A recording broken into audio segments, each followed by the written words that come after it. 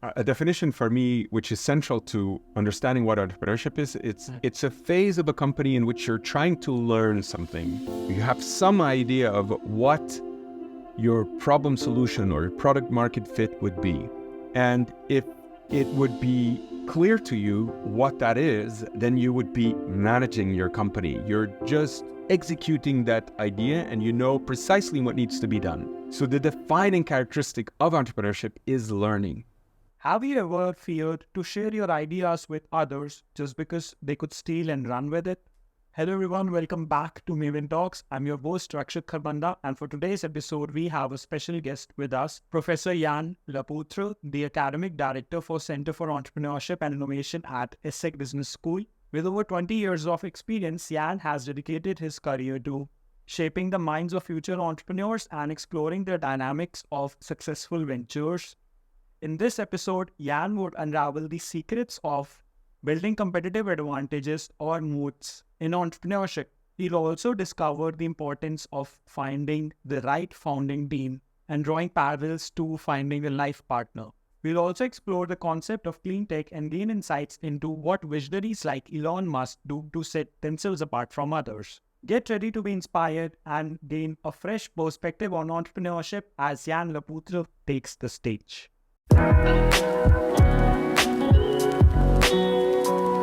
You have been in the entrepreneurship ecosystem as a professor or a researcher for more than 20 years.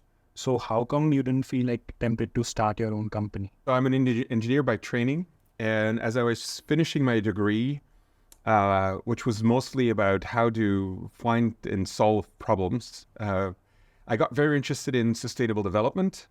And in particular, I was surprised to see how many of the technologies that I was being taught, I found inspiring, but I couldn't see them around me. So I figured that if you want to be a good engineer, problem solver, there was a part of knowledge that I was lacking, which was how do you take technologies and potential solutions and how do you bring them to the market?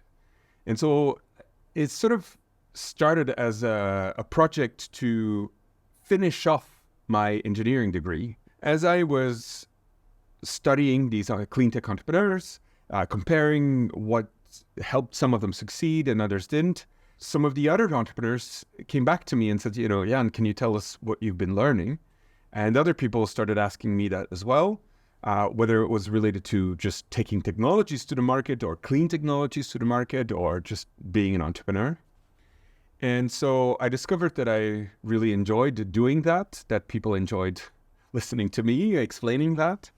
And sort of the reason that I've been continuing to do that is because I still sort of have in front of me myself, as I was a graduating engineering student, in trying to understand how technologies can or cannot make it to the market. And in that process, I've been involved with many, many entrepreneurs from the very, very, very first instances that they are thinking about that idea of doing something about a particular problem, up until people that have been running their ventures for a long or very long time. And that has shown me that, I get to be quite entrepreneurial in that role. Just so helping in various phases of the development of companies, a role of helping people to understand the questions that they have and think about ways to address them. So that's one part of the answer. The second part of the answer is that when there is a situation and I am not very happy with it, I guess everybody has different choices to make. And one of them is to just observe, and another one is to observe and to complain. And another thing is to observe and then feel compelled to do something about it. And so I think in the years that I've been a professor, I've been exposed to situations in which I could play a role in taking initiative and changing things and creating things and in helping things to be reshaped. And so even though that I haven't founded, as myself, companies in that process, I've been involved as, I guess, an entrepreneurial person throughout those 20 years as well. And so for the moment, that pleases me a lot. And so I continue to be liking that role. So You have been involved in clean tech and sustainable practice for quite a long time. So what do you mean by clean tech? The idea that companies can play a role not only in just creating environmental problems, but also in solving them is not new. Companies have been struggling and innovating about that in many, many years. But I guess some 10, 15 years ago, there was quite a dramatic shift in the way that people started to think about the role that businesses could play in that respect, to really significantly search for technologies that solve environmental problems, but that can also be profitable companies, so that the role that they can play would be, really sustainable in the sense of long-term, that there's long-term survival of these companies. We have to be able to solve the problem entirely, to have massive adoption of clean technologies. And that requires us to take into account how customers and societies actually adopt technologies. And that, unfortunately, isn't with just saying that something is a greener solution. To adopt a solution, you need to have a better solution. And so if you want to really shift the needle in terms of, addressing climate change, addressing biodiversity problems, addressing many environmental problems, we really need to take into account the human nature more. And that's actually that's my project. That's been my project for the past 20 years, and it continues to be the most important one for me. The most obvious one, clean technologies, you can think of are solar panels and wind turbines and, electric vehicles and the likes. But they are often also more hidden into technologies. They can be in your textile. How can you have different kinds of materials, cotton that, consumes less water, or different kinds of food that we would be able to produce that doesn't use, that's not meat-based, but is plant-based.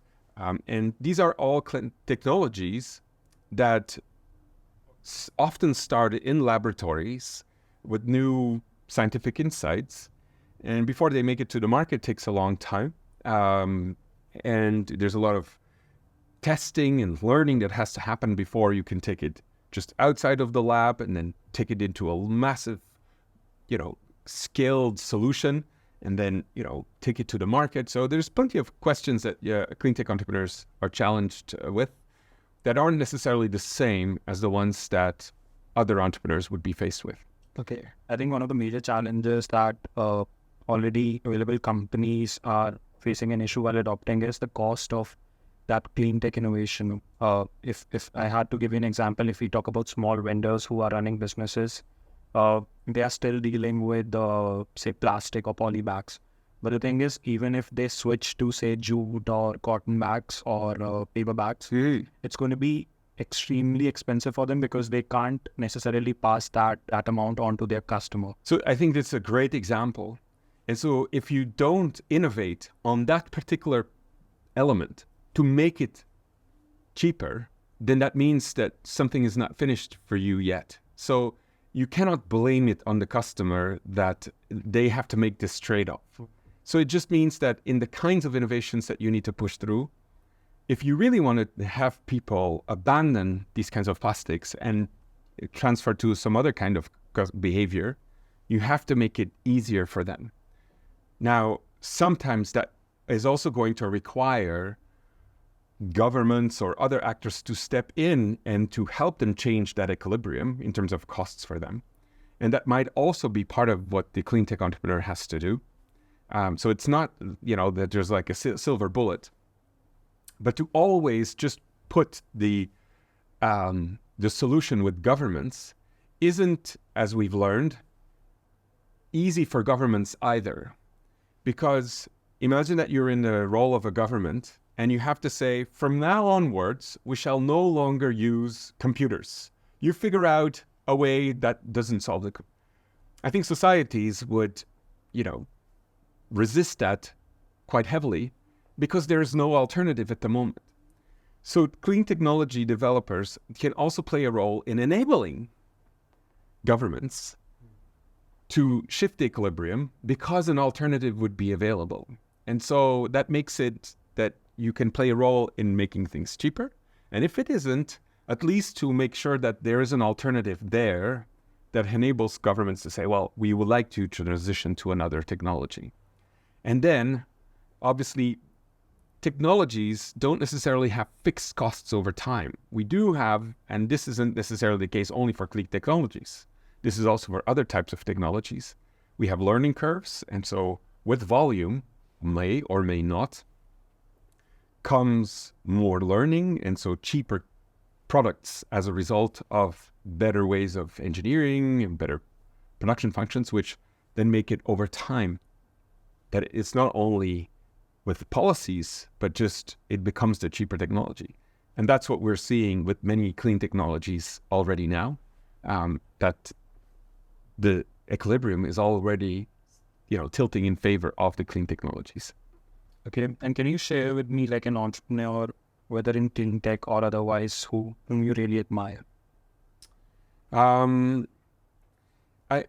guess there's many different reasons why I admire different types of entrepreneurs. Okay, let's like take maybe 2 to 3 entrepreneurs, and you tell me one thing about each one of them that you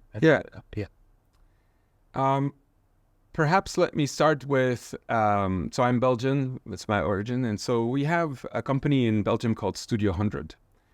And it's not a clean tech company, but it's, I think it's fascinating because what the company has done and the two founders have done is that they have transformed the lives of not just one, but now 2, perhaps even 3 generations of children that really have grown up in Belgium and abroad as well with their products. And so it's a little bit like Disney. And so I think it's quite impactful to see how, as an entrepreneur, you can really have an impact on the way people live their lives. And in their case, it's really the case. So I think that's one of the things that I liked and I admire about them. Just to confirm, like, what do they do?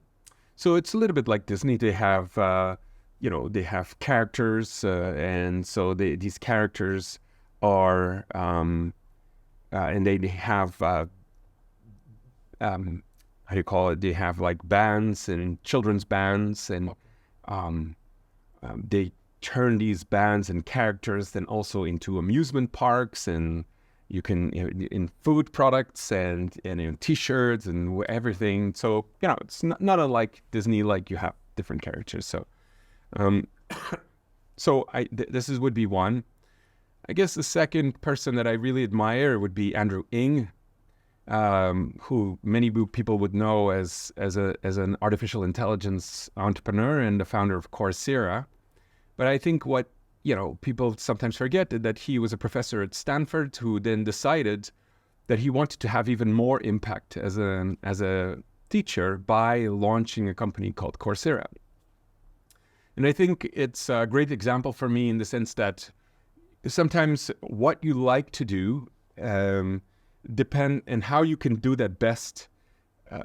You have to search what is the best vehicle, with the best structure in which you can achieve that objective. And so he's tried that within Stanford, and then he's changed that with Google Brain, and then he went all, to Baidu, and then he found Coursera, somewhere along the way, and he continues to do that, searching for what's the right place to have an impact in society. So I think the third person I would say, it's perhaps it's sort of natural for me would be to say Elon Musk, because I've been working on electric vehicles for many, many years, and so I've admired him for different reasons. And I think if there's one reason for me to admire him is because, and I think people don't speak much about that, but I find him to be inspiring for his humility.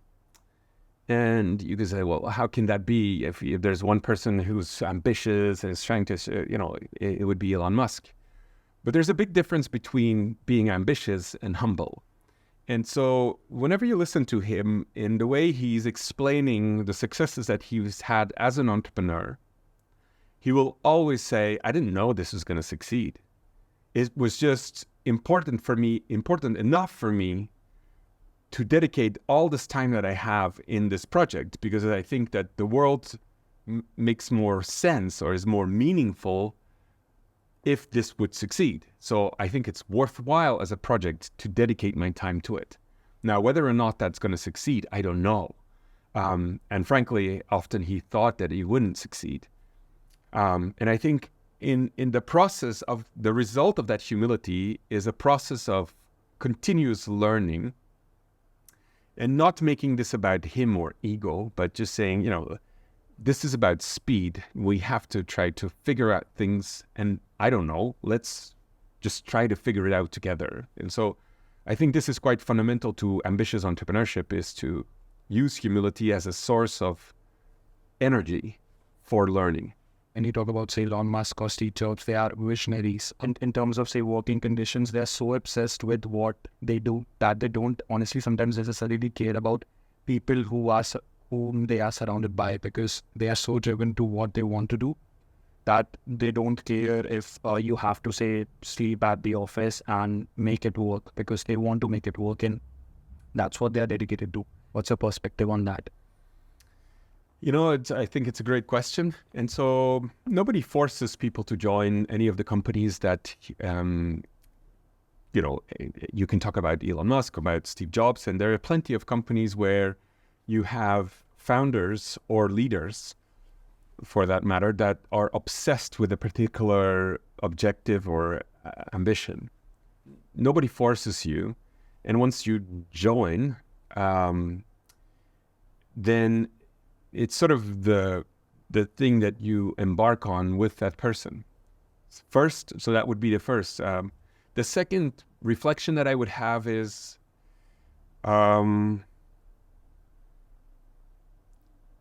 people make heroes of these people, about Steve Jobs, of Elon Musk, or many others.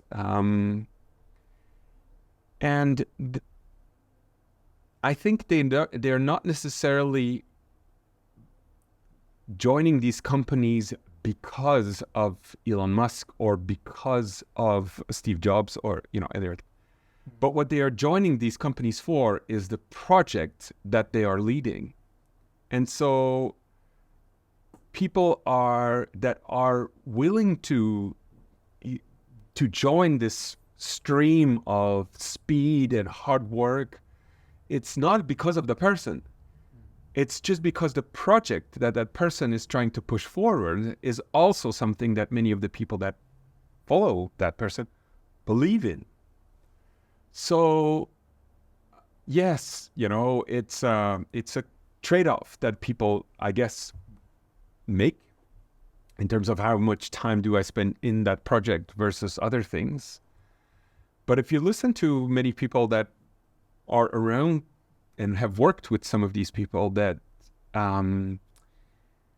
they also say that it was such an adventure to be part of that speed and that obsession and seeing how much we get done.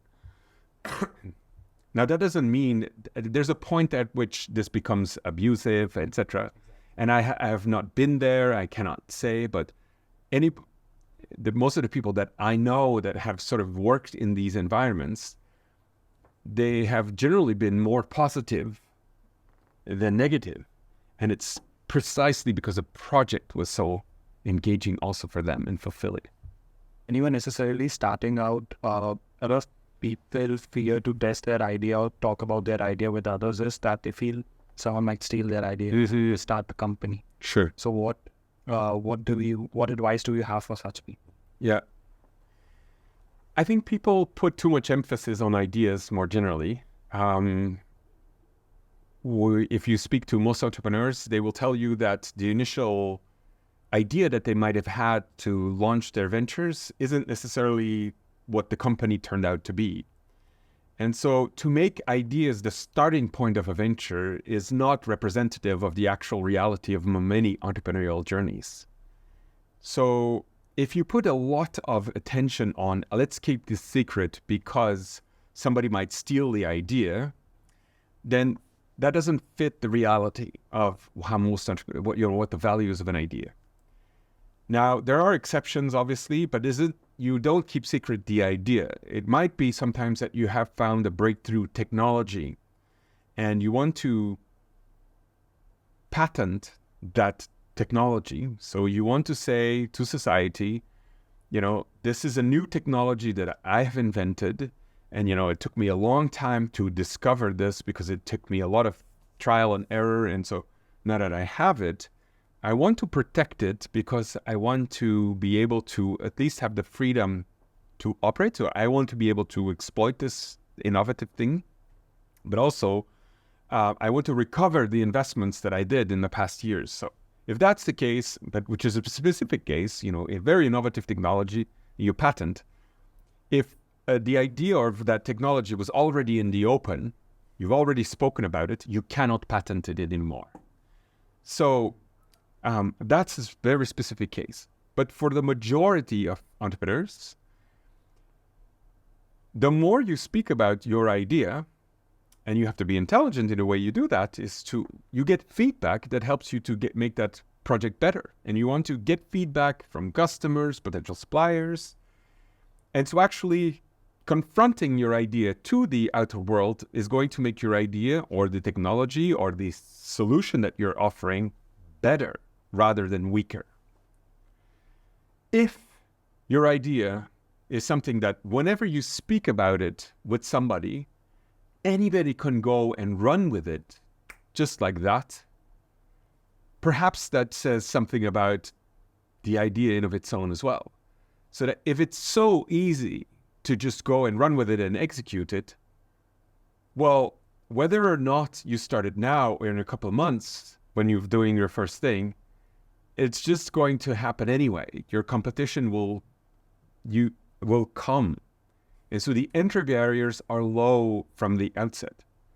So as a default sort of suggestion, I think it's more important to speak about your idea than it is to keep it a secret, because the danger of not having feedback is bigger than potentially people running away with your idea and do something about it.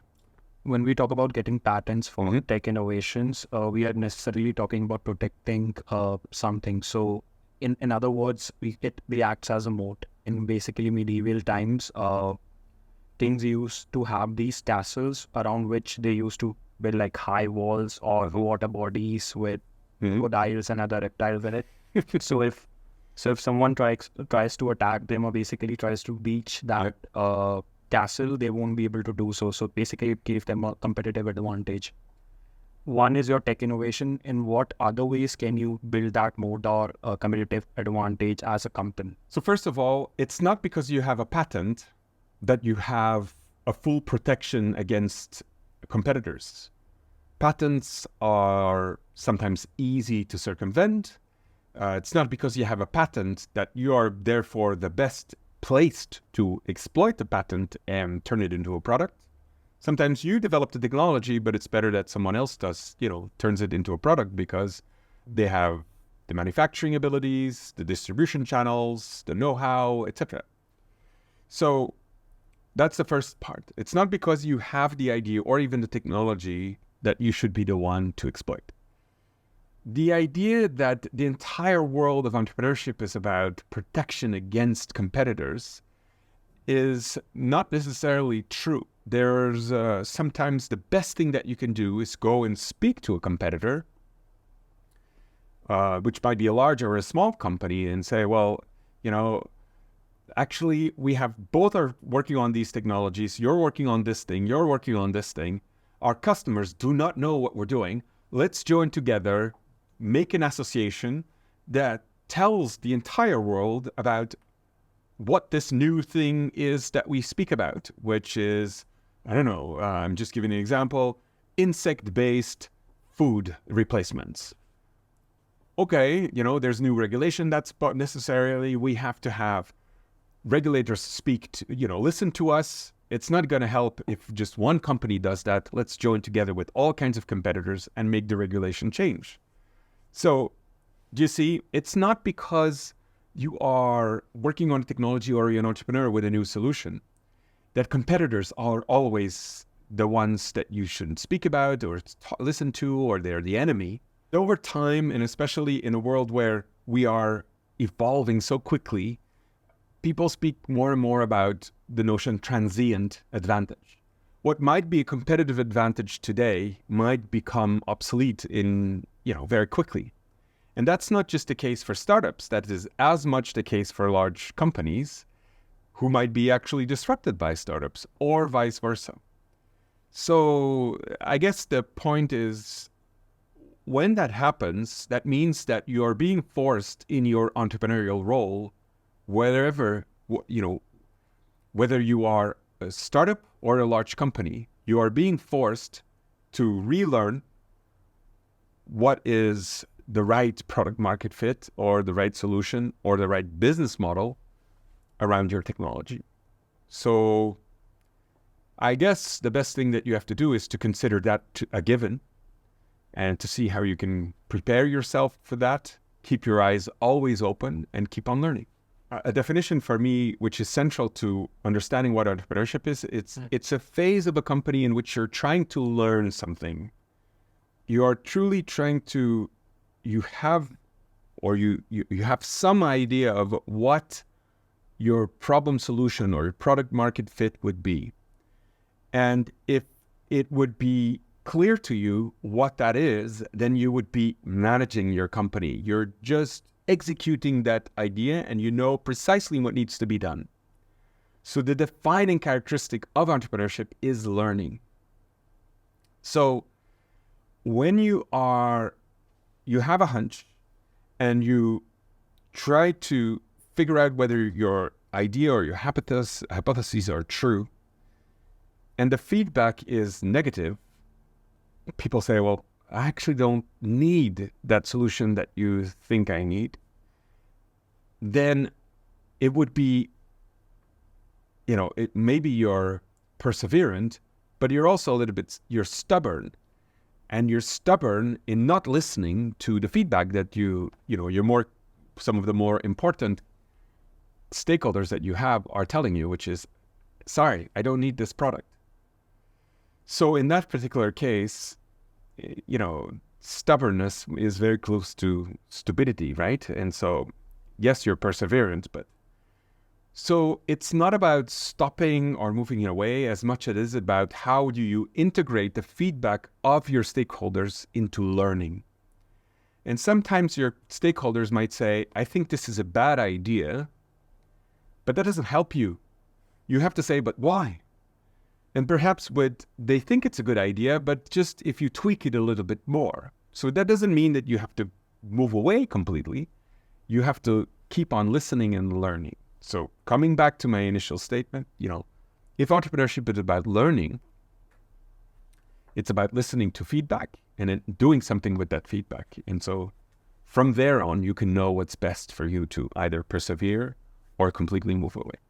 When you're starting out, you necessarily want to have a strong foundation, and this strong foundation is necessarily built by the people that you are surrounded by that share the same vision with you. I've seen that often a lot of entrepreneurs face problem in terms of finding the right people in the right founding team to start at all. And I actually came across a report which said that it might be difficult to find a co-founder than a life partner, because you will be spending much more time with a co-founder than a life partner. If you look back in terms of, if you're spending like 10 years on a startup for say 16 hours or 18 hours a day, you are out of your home working with that co-founder. Mm-hmm. How do you find the right co-founder or that founding team? Yeah. Founding teams are constellations of people, and people not only are unpredictable, but also might evolve over time. So 10 years is a long time, and a lot of things happen in people's lives. So just like finding your partner, there's no single best way to do that. Same thing with founding teams. What research does show, however, is that people that have worked with each other before becoming co-founders, in whatever circumstance that might have been, it can be hobbies or in a students, working on projects together, or as colleagues, or even in associations, doing stuff together. That means that on top of a friendship or a relationships that was pre-existing to being co-founders, there's already a mutual respect and knowledge about relative strengths and weaknesses and complementarities that each of them bring to the table. So that would be one, is before you become co-founders, is there some experience that you already have, whether it's long or short, that gives you some level of confidence that this might continue to be fruitful in the future? And then still things can, change. The second thing is that we often think that now that the founding team is there, it's sort of fixed and, great. Now we can all, celebrate and have fun and take Instagram pictures. But the key thing about a team is that it's a resource, just like any other resource. If you have a machine, sometimes you need to put oil in it. You have to replace it. You have to maintain it. This is also, and it's one of the most important parts of your machinery as a startup that you have. And so how can you maintain that resource, which is your team, is by first and foremost knowing that it has to be maintained. And so that means it needs to have its own management times. So what is often suggested is that you do take time to make some kind of gentleman's agreement between co-founders about how you're going to meet, what are your objectives as people in the team, how are you going to deal with your free time, how you're going to deal with communication, what are your expectations and responsibilities relative to one another. And so you take it serious as a resource in of its own, and you manage it as such, not just at the beginning, but also over time. You review it, and sometimes you may have to have a mechanic that comes in and says, oh, something's broken here. Can we help? And then you coach, or you have people that, can help you with that. And then, perhaps over time, people might change so dramatically that maybe some part of the machinery of the team might need to be replaced as well, or they might leave. And you don't want to, people are people, you sort of want to take that as a given and say, well, that might happen. How can you anticipate that, and how can you deal with that? So before, during, after, I think those are the three ways of dealing with that. Can you recommend any books, podcasts, or your favorite resources that everyone could explore? So I have a few. I think for anybody, I would recommend any person to read Thinking Fast and Slow by Daniel Kahneman.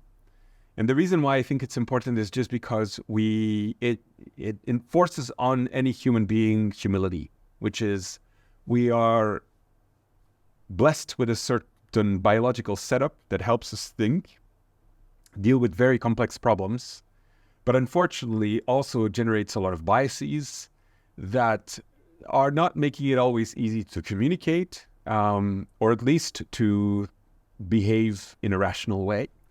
And rather than seeing this as something that people should be blamed for, I think it's important to understand that this is just how we're made. So that would be my first book, which is, I think, a must-read for, I would say everyone. I think in terms of entrepreneurship, The Lean Startup, to me, remains a must-read. I think it really helps to think about entrepreneurship as something that can be learned and, have some kind of methodology inside that is formalizing learning. I think Lean Startup is a great way to just think about entrepreneurship as such in a rigorous way. So that would be my second book. The Hard Things About the Hardest Thing by Ben Horowitz. I think it's a great way of thinking about the execution part of that learning journey. I think it's a great source. And personally, in terms of entrepreneurship, I'm a big fan of How I Built This by Guy Raz, which is also a podcast. More generally, because I think Guy Raz ends every podcast with a question, which is, how much of your startup success can be explained by your hard work and your intelligence, and how much of it was just pure luck. And to me, that statement reflects a deep understanding about the role of success more generally, especially in entrepreneurial ventures. We have to understand that innovation is unpredictable, that whether or not you make it and you are successful isn't always in the hands of the entrepreneur, him or herself. And so there is a part of luck that's always there. And so there's a big danger for people to say, if they don't succeed, I was just unlucky. And when they succeed, it was all the entrepreneur. No, there is always a part of luck inside in success as well. And it's quite significant. So as a professor for entrepreneurship, I find this to be important because that you can either say, well, what do you teach then? Just, being lucky? No. But what you can do is to see things as learning. And that doesn't mean that you will be successful on the thing that you start out with. But if you see it as learning, it means that you open yourself up to feedback and situations that can drive you towards more success. And so you have to be open for that. It's not only about being very smart and coming up with a great idea. No, there is a notion of unpredictability that's fundamental to entrepreneurial projects, and you have to take that into account. Okay, that's some quite interesting insights. At last, what advice do you have for young entrepreneurs, if any? First of all, I think entrepreneurship is a fundamental skill for any person in the 21st century, not necessarily as founding a new venture, but just dealing with uncertain situations, and in those situations, coming up with opportunities for value creation.